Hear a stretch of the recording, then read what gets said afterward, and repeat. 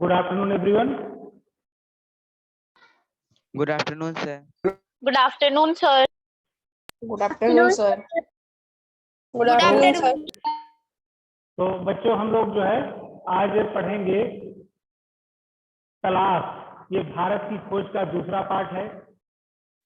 पहले पार्ट में हमने जाना था कि पंडित जवाहरलाल नेहरू जी ने इस पुस्तक को लिखा था और कहाँ लिखा था, कब लिखा था, क्यों लिखा था, ये सब हमने जान लिया। अब इसी पार्ट का दूसरा भाग तलाश है और इसके अंतर्गत जो इसका प्रकरण है, टॉपिक है, वो है भारत के अतीत की झांकी। तो पढ़ते हैं। अतीत मतलब होता है पास्ट, भूतकाल। तो भारत, झांकी मतलब दृश्य। तो भारत के भूतकाल के दृश्य यहाँ पे दिखाए जाएंगे, पास्ट के दृश्य दिखाए जाएंगे। लेखक अपनी लेखनी के द्वारा दिखाने की कोशिश करते हैं। देखते हैं। बीते हुए सालों में मेरे मन में भारत ही भारत रहा है। ये मेरे मन का मतलब है पंडित जवाहरलाल नेहरू अपने बारे में लिख रहे हैं। इस बीच मैं बराबर उसे समझने और उसके प्रति अपनी प्रतिक्रियाओं का विश्लेषण करने की कोशिश करता रहा हूँ। मैंने बचपन की ओर लौटकर याद करने की कोशिश की कि मैं तब कैसा महसूस करता था, मेरे मन में इस अवधारणा ने कैसा धुंधला रूप ले लिया था और मेरे ताजा अनुभव ने उसे कैसे संवारा था। देखिए, पुरानी बातें कैसे याद करते हैं वो सब बता रहे हैं।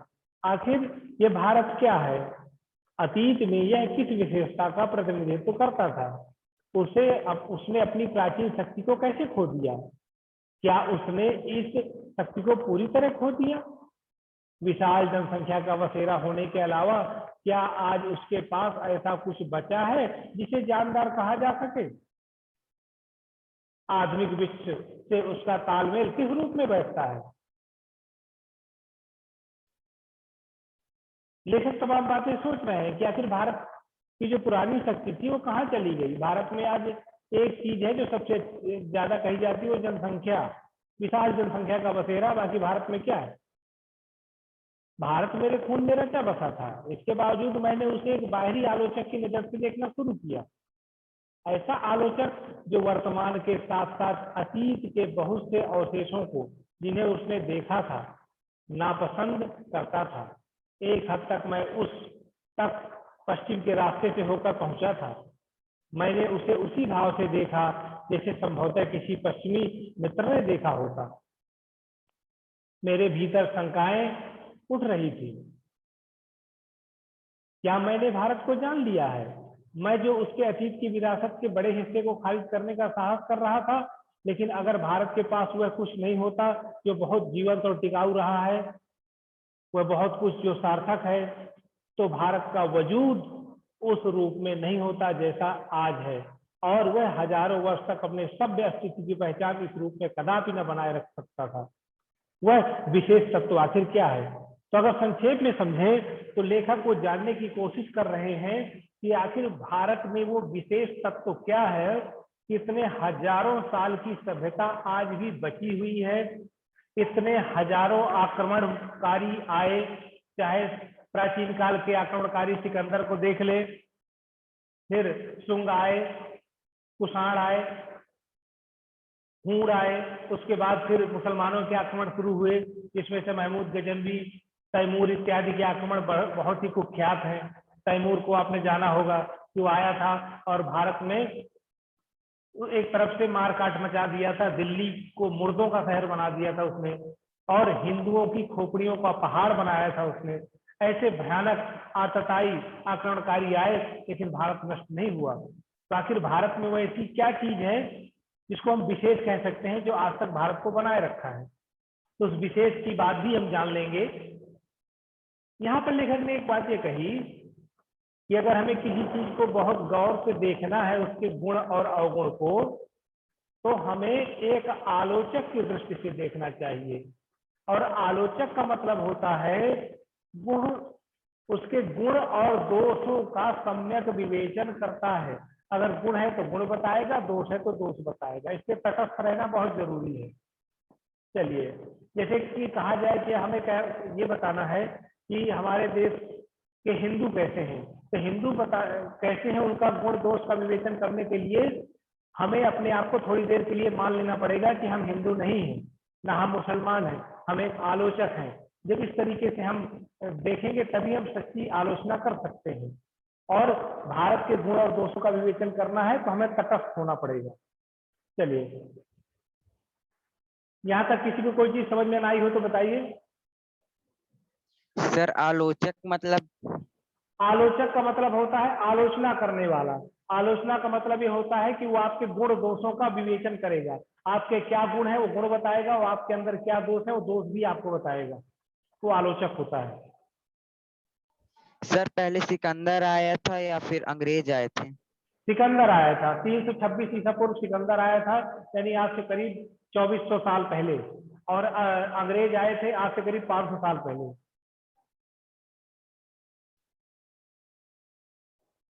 चलिए, और किसी को कुछ पूछना है यहाँ तक?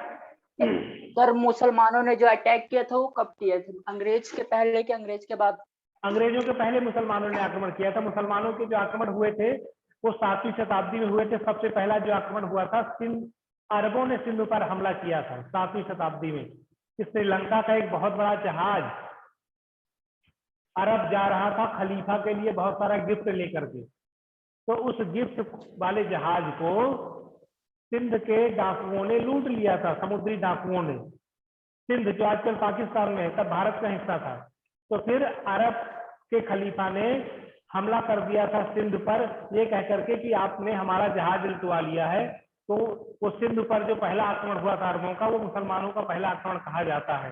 और सिंध उस समय भारत का हिस्सा था, आज भले ही वो पाकिस्तान के हिस्से में है। चलिए, और सर कुछ पूछना? अवधारणा मतलब? क्या अवधारणा मतलब सर? अवधारणा का मतलब होता है एक कॉन्सेप्ट, जिसको आप इंग्लिश में बोलते हैं, या विचार, सिद्धांत। ठीक है, एक प्रकार का विचार आप कह सकते हो। सर पहले अकबर आया था कि अंग्रेज? क्या? सर पहले अकबर आया था कि अंग्रेज? अकबर कहीं से आया नहीं था। अकबर के दादा यहाँ पर आए थे, जिसका नाम था बाबर। बाबर आया था, उसने हमला किया था। बाबर का पुत्र हुमायूं, फिर अकबर। और अकबर का जो पुत्र था जहांगीर, उस जहांगीर के समय अंग्रेज आए थे। ठीक है, तो चलिए और आगे जारी रखते हैं। और अब लेखक शुरू करता है भारत का इतिहास लिखना। तो भारत के इतिहास की जो शुरुआत हुई है, जो हमें प्रूफ मिले हैं, वो सिंधु घाटी सभ्यता से मिले हैं। उसके पहले के इतिहास का हमारे पास कोई लेखा जोखा नहीं है। सिंधु घाटी सभ्यता जो खुदाई के दौरान मिला था, उसी को आधार बना लिया गया। देखते हैं, ये चित्र देख रहे होंगे कि सिंधु घाटी सभ्यता के अंतर्गत मोहनजोदड़ो में एक नाली और उसका विशाल प्रवेश द्वार है। ये नाली है सिंधु घाटी सभ्यता की। आज से तकरीबन 3500-4000 साल पहले की घटना है। मैं भारत के उत्तर पश्चिम में स्थित सिंधु घाटी के मोहनजोदड़ो के एक टीले पर खड़ा था। मेरे चारों ओर उस प्राचीन नगर के घर और गलियां बिखरी थी, जिसका समय 5000 वर्ष पहले बताया जाता है। साथ ही ये भी कहा जाता है कि वहां एक प्राचीन और पूर्णतः विकसित सभ्यता थी। इनके स्थायी रूप से टिके रहने का कारण है इसका ठेठ भारतीयपन, और यही आधुनिक भारतीय सभ्यता का आधार है। यह विचार आश्चर्यचकित कर देता है कि कोई संस्कृति या सभ्यता इस प्रकार 5-6 हजार वर्ष या उससे भी कुछ अधिक समय तक निरंतर बनी रहे, वो भी बराबर परिवर्तनशील और विकासमान रहकर। भारत, मिस्र, ग्रीस, चीन, अरब, मध्य एशिया और भूमध्य सागर के लोगों से उसका बराबर निकट संपर्क रहा। यद्यपि भारत ने उसमें प्रभावित किया और स्वयं भी उनसे प्रभावित हुआ, फिर भी उसका सांस्कृतिक आधार इतना मजबूत था कि वह हिला नहीं। इस मजबूती का रहस्य क्या है? तो देखिए, यहाँ पर लेखक ने उस तत्व की खोज कर ली कि भारत की में वो कौन सा विशेष तत्व था जो भारत की संस्कृति और सभ्यता को आज तक बनाए रखा। तो वो था, यहाँ पर देखिए, ठेठ भारतीयपन। ठेठ भारतीयपन, ये भारतीयपन कह सकते हैं भारत की विचारधारा, और भारत की विचारधारा में भारतीय संस्कृति और सभ्यता दोनों व्याप्त हैं। तो यही भारतीयपन ऐसा था कि इतने साल सबके संपर्क में आए हैं, भारत, मिस्र, ग्रीस, चीन, अरब, सबके, लेकिन हमने अपनी भारतीयता को त्यागा नहीं, अपनी संस्कृति को त्यागा नहीं, सांस्कृतिक आधार को त्यागा नहीं। तो इसके मजबूती का रहस्य क्या है, हमारी संस्कृति इतनी मजबूत क्यों है, इसका भी आंसर जान लेते हैं। मैंने भारत का इतिहास और उसके विशाल प्राचीन साहित्य के कुछ अंशों को पढ़ा है। मुझ पर विचारों की तेजस्विता, भाषा की स्पष्टता और उसके पीछे सक्रिय मस्तिष्क की समृद्धि ने गहरा प्रभाव डाला। मैंने उन पराक्रमी यात्रियों के साथ भारत की यात्रा की जो सुदूर अतीत में यहाँ चीन तथा पश्चिमी और मध्य एशिया से आए थे और अपनी यात्राओं की दास्तान छोड़ गए थे। मैं पूर्वी एशिया, अंगकोर, बोरोबुदुर और बहुत सी जगहों में भारत की उपलब्धियों के बारे में सोचने लगा। आगे बताएं, लेकिन उसके पहले जान लेते हैं लेखक को ये सारी बातें कैसे पता चली भारत की मजबूती की। लेखक कहता, मैंने इतिहास और प्राचीन साहित्य की बहुत सारी किताबें पढ़ी। तो लेखक को किताबें कहाँ मिल गई, ये जो पराक्रमी यात्री थे उनकी किताबों को पढ़ लिया इन्होंने। जैसे फाहियान को आपने पढ़ा, ह्वेनसांग को पढ़ा, मैगेस्नीज को पढ़ा, ये बहुत पुराने समय में भारत में आए थे और भारत का इतिहास इन्होंने लिखा और लेखक को वो सब इतिहास पढ़ने को मिल गया। तो निश्चित रूप से भारत के इतिहास को जानने का इन्हें अवसर मिला। और लेखक ने कहा, मैं पूर्वी एशिया, अंगकोर, बोरोबुदुर इन जगहों में भारत की उपलब्धियों के बारे में सोचने लगा। तो आपको मैं बता दूं कि ये पूर्वी एशिया, अंगकोर वाट, बोरोबुदुर ये वो जगहें हैं जहां पर आज से 2000 साल पहले वहां पर हिंदू रहते थे, भारतीय संस्कृति को मानने वाले लोग रहते थे, रामायण महाभारत वहां पे पढ़ी जाती थी, बहुत सारे मंदिर आज भी वहां पर बने हुए हैं। ये था प्राचीन भारत, यहाँ तक मलेशिया, इंडोनेशिया, जावा, सुमात्रा, थाईलैंड, सिंगापुर, यहाँ तक भारत बसा हुआ। फिर आगे लेखक क्या कहते हैं, मैं उस हिमालय पर घूमता रहा जिसका पुराने मिथकों, मिथक का मतलब होता है पुरानी कहानियां, ये पुराने विश्वास वाली कहानियां जैसे रामायण और महाभारत। मैं उस हिमालय पर घूमता रहा जिसका पुराने मिथकों और दंत कथाओं के साथ निकट संबंध है और जिसने हमारे विचारों और साहित्य को बहुत दूर तक प्रभावित किया है। पहाड़ों के प्रति मेरे प्रेम ने और कश्मीर के साथ मेरे खून के रिश्ते ने मुझे उनकी ओर विशेष रूप से आकर्षित किया। इस महान पर्वत से निकलकर भारत के मैदानों में बहने वाली भारत की विशाल नदियों ने मुझे आकर्षित किया। इतिहास के अनगिनत पहलुओं की याद ताजा की। इंडस या सिंधु, ध्यान दीजिएगा, इंडस या सिंधु, इसी सिंधु नदी के नाम पर हमारे देश का नाम इंडिया पड़ा है। इंडस या सिंधु, जिसके आधार पर हमारे इस देश का नाम पड़ा है इंडिया और हिंदुस्तान, और जिसे पार करके हजारों वर्षों से यहाँ जातियां और काफिले, कबीले और फौजें आती रही। ब्रह्मपुत्र इतिहास की मुख्य धारा से लगभग कटी हुई है, पर पुरानी कहानियों में आज भी जीवित। उत्तर पूर्वी पहाड़ियों के हृदय पर गहरी दरारें के बीच एक बरवस मार्ग बनाती हुई भारत में प्रवेश करती है और फिर पहाड़ों और जंगलों से भरे मैदानों के बीच शांत रमणीय धारा के रूप में बहने लगती है। यमुना, जिसके चारों ओर नृत्य, उत्सव और नाटक से संबंध न जाने कितनी पौराणिक कथाएं एकत्र हैं, इन सब से बढ़कर है भारत की नदी गंगा, जिसने इतिहास के आरंभ से ही भारत के हृदय पर राज किया है और लाखों की तादाद में लोगों को अपने तटों की ओर खींचा है।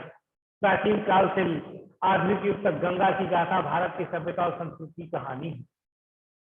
तो यहाँ पर अगर कुछ विशिष्ट बातें करें वो ये है कि जैसे कि सिंधु नदी है, सिंधु को यूनानी लोग इंडु कहते थे और या इंडस कहते थे, और वही इंडस से हमारे देश का नाम इंडिया पड़ा। इसी प्रकार सिंधु में को फारसी में हिंदू कहा जाता है, सिंधु को हिंदू कहा जाता है, और इसी सिंधु नदी के नाम पर हमारे देश में जो सबसे बड़ा धर्म है, सबसे ज्यादा जनसंख्या जिसकी है, हिंदू कहते हैं उनको। तो सिंधु नदी के नाम पर ही हमारे यहाँ एक धर्म का नाम हिंदू पड़ा और इसी हिंदू के नाम से हमारे देश का नाम हिंदुस्तान पड़ा। यानी सिंधु नदी ही हमारे देश का नामकरण करने में महत्वपूर्ण भूमिका निभाती है। और रही बात ब्रह्मपुत्र की, तो उसकी चर्चा बाद में करते हैं। लेखक ने कहा कि ये सिंधु नदी ही वो नदी थी जिसमें से हजारों वर्षों से जातियां कबीले काफिलों के रूप में भारत में आती रही है। यानी मध्य एशिया से, मध्य एशिया में रेगिस्तान हो रहा था तो लोग वहां से भाग भाग के भारत की ओर आ रहे थे और तमाम लड़ाई झगड़ा करके यहाँ पे कब्जा कर रहे थे। आर्य भी तो वहीं से आए जो हम लोग हैं। हमारे बारे में कहा जाता है कि हम लोग वहीं मध्य एशिया से आए थे, सिंधु नदी पार करके, हमारे पूर्वज। अच्छा, लेखक ने यहाँ पर ब्रह्मपुत्र की बात की तो इसका इतिहास में कोई खास नाम नहीं है। इतिहास में नाम है यमुना और गंगा का। तो यहाँ पर लिखा कि यमुना के किनारे कितनी पौराणिक कथाएं एकत्र हैं। ये पौराणिक कथाएं हैं श्री कृष्ण लीला की, महाभारत की। नाच गान दिया है ना, नृत्य उत्सव नाटक, ये सब श्री कृष्ण के बारे में। और लाखों की तादाद में कहाँ इकट्ठा होते थे? गंगा नदी के तट पर, कुंभ मेले में। तो ये गंगा नदी की बात कही गई। चलिए कुछ प्रश्न हो जाए। हाँ बोलो नंदनी, क्या बोलना है? सर हम कहाँ से आए हैं? सर हमारे पुरखे कहाँ से आए हैं? मध्य एशिया से। हम लोग जो है प्राचीन आर्य हैं और बहुत सारे विद्वान मानते हैं कि आर्य मध्य एशिया से आए थे, जो कि आजकल ईरान है, ईरान, इराक है ना, ये जो उज्बेकिस्तान की, किर्गिस्तान है ना, जहाँ पर आज मुस्लिम कंट्रीज हैं। कहते हैं प्राचीन काल में आर्य वहीं थे और वहीं से आए थे भारत में। तो द्रविड़ों को, जो कि सिंधु घाटी सभ्यता के लोग थे, उनको पीछे धकेला था तो दक्षिण की ओर चले गए थे और स्वयं आर्य आकर के सिंधु घाटी और गंगा घाटी के आसपास बस गए थे। और उन्हीं आर्यों में से भगवान राम का नाम आता है, कृष्ण का नाम आता है। तो ये राम का सबसे बड़ा नाम आता है जिन्होंने आर्य धर्म का प्रचार प्रसार पूरे भारत में और दक्षिण भारत में, वहां तक तो श्रीलंका तक किया था। सर हाँ सर मोहन, तो सर पहले यहाँ कौन रहते थे? यहाँ पहले कौन रहते थे सर? पहले यहाँ पर द्रविड़ रहते थे, निषाद रहते थे, आभीर रहते थे, किरात रहते थे। ये पुराने आदिवासी लोग हैं यहाँ पर, खासकर निषाद, आभीर और निषाद। निषाद जो कि नदियों के किनारे मछली वछली पकड़ते थे, किरात जो कि जंगलों में रहते थे, आभीर जो कि खेती का काम करते थे। सर ये सिंधु नदी और गंगा नदी और यमुना नदी, सर ये भारत के इतिहास से हैं, मतलब बिल्कुल भारत के बहुत पहले। भाई, इतिहास जो लिखा गया है वो ज्यादा करके आर्यों ने लिखा है, और आर्यों का जो संबंध था सिंधु यमुना गंगा तक ही था। आर्य पश्चिम बंगाल से आगे नहीं जा पाए क्योंकि असम की तरफ बहुत ही जंगल था, तो उस जंगल के क्षेत्र में आर्य नहीं जा पाए प्रारंभ में, और वो बहुत उपजाऊ जमीन भी वहां की अच्छी नहीं थी, जंगल ही जंगल था, इसलिए ब्रह्मपुत्र का कोई खास नाम पुराणों में नहीं आता है। सर मोहनजोदड़ो कहाँ है? मोहनजोदाड़ो ये पाकिस्तान में है। सर भारत का और इतिहास सर होता है? क्या? भारत का इतिहास मोहनजोदाड़ो से ही शुरू होता है? बिल्कुल, भारत का इतिहास मोहनजोदाड़ो यानी सिंधु घाटी सभ्यता से आरंभ होता है। मोहनजोदाड़ो तो वहाँ का एक नगर है। सिंधु घाटी सभ्यता से ही हमको भारत का इतिहास पढ़ाया जाता है। और इतिहास को दो तरह से देख सकते हैं, एक तो इतिहास जिसके कुछ प्रूफ मिलते हैं, और एक प्रागैतिहास जिसका कोई प्रूफ नहीं मिलता है, जिसमें हमें आदि मानव इत्यादि के बारे में पढ़ाया जाता है कि आदि मानव ऐसे रहे होंगे, खेती ऐसे करते रहे होंगे, पहिए का आविष्कार किया, आग का आविष्कार किया, खेती किया। ये प्रागैतिहास में आता है, इससे कोई प्रूफ नहीं मिलते, केवल अनुमान मिलता है हमको। अब प्रूफ मिलते हैं हमें केवल सिंधु घाटी सभ्यता से। ठीक है, चलिए तो इतना और पढ़ लेते हैं। मैंने पुराने स्मारकों और भग्नावशेषों और पुरानी मूर्तियों और भित्ति चित्रों को देखा। अजंता, एलोरा, एलिफेंटा की गुफाओं और अन्य स्थानों को देखा। मैंने आगरा और दिल्ली में कुछ समय बाद बनी खूबसूरत इमारतों को भी देखा, जहां का प्रत्येक पत्थर भारत की अतीत की कहानी कह रहा था। मैं अपने शहर इलाहाबाद में या फिर हरिद्वार में महान स्नान पर्व कुंभ के मेले में जाता हूँ, देखता हूँ कि वहां अब भी सैकड़ों और हजारों की तादाद में लोग आते हैं, वैसे भी जैसे हजारों वर्ष से उनके पुरखे गंगा स्नान करने के लिए भारत के सभी कोनों से आते रहे। मुझे 1300 साल पहले चीनी यात्री और उसके कुछ दूसरे लोगों द्वारा लिखे इन पर्वों के वर्णन की याद आ जाती है, जो कि उस समय ये मेले पुराने पड़ चुके थे और अनजाने प्राचीन काल में गुम हो गए थे। मुझे हैरत होती है कि वो कौन सी प्रबल आस्था थी जो हमारे लोगों की अनगिनत पीढ़ियों से भारत की प्रसिद्ध नदी की ओर खींचती रही है। ये गंगा के कुंभ की बात है, जो कि हजारों साल पहले चीनी यात्री आया था फाहियान, होएनसांग, तो ये ह्वेन-सांग की बात है जो कि हर्षवर्धन के समय आया था, उसने कुंभ का वर्णन किया था। मेरे अध्ययन के पृष्ठभूमि में इन यात्राओं और दौरों ने मिलकर मुझे अतीत में देखने की अंतर्दृष्टि दी। मेरे मन में भारत की जो तस्वीर है उसे धीरे धीरे सच्चाई का बोध घर करने लगा है। मेरे पूर्वजों की भूमि में ऐसे जीते जागते लोग आबाद हो गए जो हंसते रोते हैं, प्यार करते हैं और पीड़ा भोगते हैं। इन्हीं में से ऐसे लोग भी हैं जिन्हें जिंदगी की जानकारी और समझ थी। इस अतीत के सैकड़ों सजीव चित्र मेरे मन में भरे थे। जब भी किसी जगह जाता उस विशेष स्थान के चित्र तत्काल मेरे सामने आ खड़ा होता। बनारस के पास सारनाथ में मैंने बुद्ध को उनका पहला उपदेश देते हुए लगभग साफ देखा।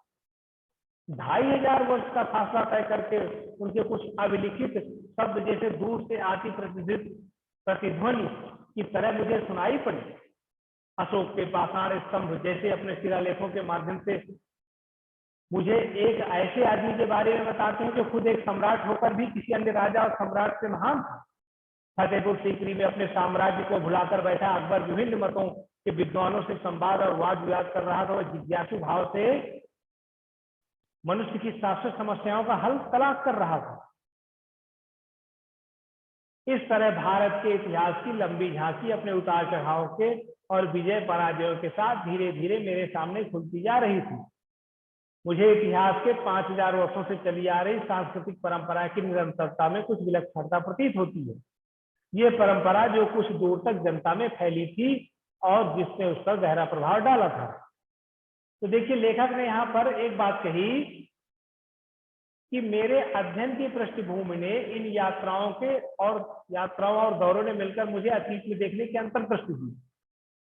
कहने का मतलब जब आप बहुत पढ़ लेते हो ना और बहुत यात्रा कर लेते हो तो आपके अंदर एक अंतर्दृष्टि विकसित हो जाती है, यानी आंख बंद करके आप उन चीजों को देख सकते हैं। तभी लेखक ने कहा कि मैंने गौतम बुद्ध को बनारस के पास सारनाथ में पहला उपदेश देते हुए साफ साफ देखा। क्या पंडित जवाहरलाल नेहरू उनके समय के थे गौतम बुद्ध के? नहीं, वो तो आज से 2500 साल पहले गौतम बुद्ध हुए थे और पंडित जवाहरलाल नेहरू तो आज से करीब 100 साल पहले की बात है, 75 साल पहले की बात है उन्होंने लिखा था। तो कैसे देखा? अध्ययन की पृष्ठभूमि और अंतर्दृष्टि। जब आप कोई किताब बहुत अच्छे से पढ़ लेते हैं और उस स्थान का दौरा भी कर लेते हैं तो आप आंख बंद करके इन चीजों को देख सकते हैं, वो अंतर्दृष्टि होती है। और यही चीजें थी जो लेखक के अध्ययन को और लेखक की दृष्टि को बहुत ही तीव्र बनाती थी, जिससे सारी चीजों को देख सके। चलिए कोई चीज बताइए जो आपकी समझ में आई हो। यहाँ पे मैं बताता हूँ भग्नावशेष यानी खंडहर, स्मारक यानी मेमोरियल जो होते हैं, किसी की मेमोरी मनाए जाते हैं, और भग्नावशेष यानी टूटे फूटे जो पुराने किले हैं वो टूटे फूटे में टुकड़े दिखाई पड़ते हैं, पुरानी मूर्तियां टूटी फूटी दिखाई पड़ती हैं। चलिए कोई प्रश्न पूछना है किसी को?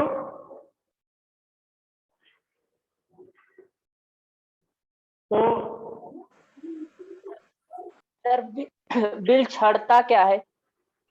विलक्षणता यानी अद्भुत, आश्चर्यजनक, बहुत ही सरप्राइजिंग जो होती है।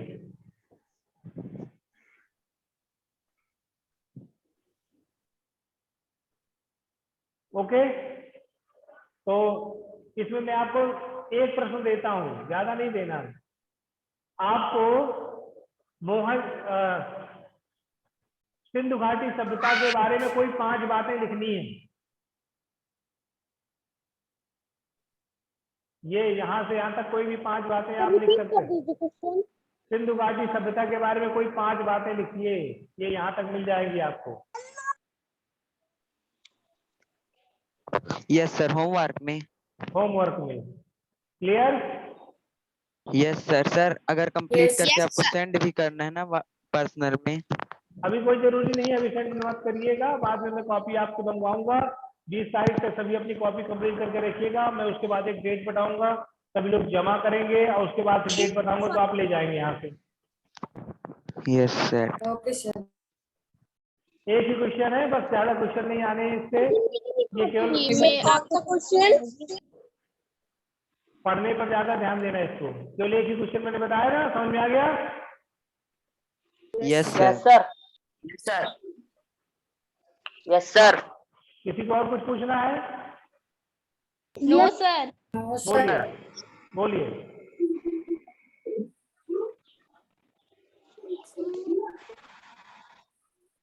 सर कौन सा क्वेश्चन है? क्वेश्चन है सिंधु घाटी सभ्यता के बारे में कोई 5 बातें लिखिए, और यहाँ पर मिल जाएंगी सारी बातें। सर क्या है?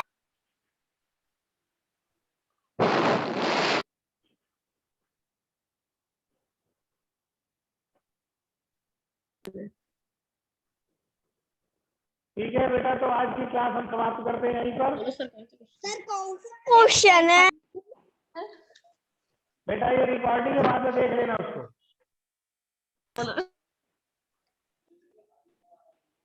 कौन है क्वेश्चन पूछ रहा है ये? Yes sir. Bye sir. Sir आपको बताना पड़ेगा।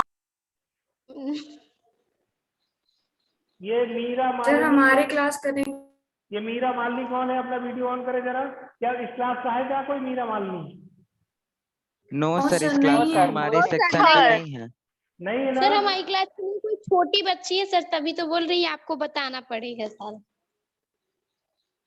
सर आवाज स्वास्तिक जैसी की है। तेरी जैसी सर नहीं है। पागल है क्या? स्वास्तिक तू ही बोल रहा है क्या?